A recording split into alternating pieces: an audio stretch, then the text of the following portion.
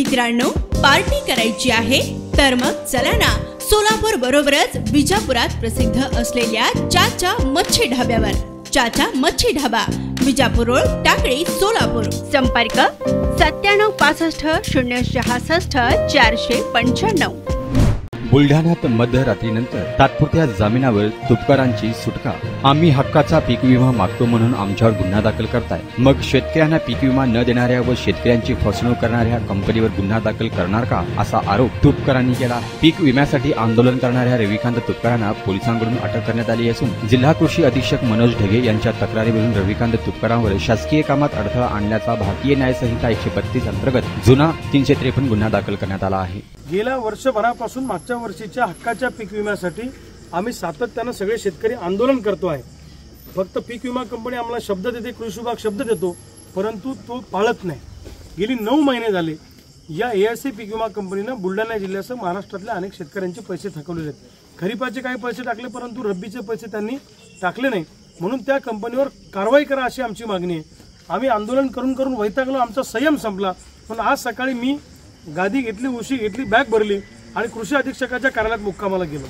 दिवसभर रात्रीपर्यंत मुक्काम आम्ही तिथेच थांबलो आणि दिवसभर त्या अधिकाऱ्यांबरोबर चर्चा झाली, परंतु सरकारच्या इशाऱ्यावर बुलढाणा पोलिसांनी आम्हाला जोर जबरदस्तीने एसआरपीचे दंगाकाबू पथक आणून जोर जबरदस्तीने अटक केलं।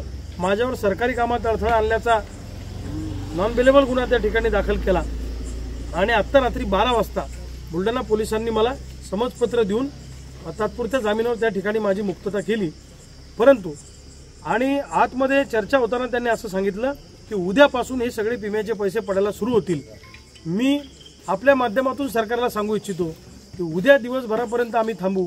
उद्या दिवसभरात जर का पैसे आले नाही तर उद्या संध्याकाळपासून संबंध बुलढाणा जिल्हा आणि महाराष्ट्रातला शेतकरी गावागावामध्ये कॅन्डल मार्च काढेल, गावागावामध्ये लोक प्रभात फेऱ्या काढतील आणि परवा दिवशीपासून जर झालं नाही मग मात्र एकाही कंपनीचं कार्यालय आम्ही महाराष्ट्रात ठिकाणावर ठेवणार नाही, असा निर्धार आम्ही सगळ्या शेतकऱ्यांनी आता केलेला आहे। मला अटक करून माझ्यावर खोटे गुन्हे दाखल करून आमच्या शेतकऱ्यांचा आवाज दाबण्याचा प्रयत्न सरकारने केला आणि ज्या चोर ही विमा कंपनी आहे त्याच्यावर गुन्हे दाखल करायचे सोडून आमच्यावर गुन्हे दाखल करता, म्हणून या कंपनीच्या विरोधात सुद्धा आज बुलढाण्यातल्या 2 शेतकऱ्यांनी तक्रारी दिल्या आहेत। अनिल परोळ राहणार खुपगाव यांनी एआरसी कंपनीच्या विरोधात पोलीस स्टेशनला तक्रार दिली आणि पंजाबराव गडाख राहणार येळगाव हे शेतकरी येळगावचे यांनी सुद्धा या एआरसी कंपनीच्या विरोधात तक्रार दिली।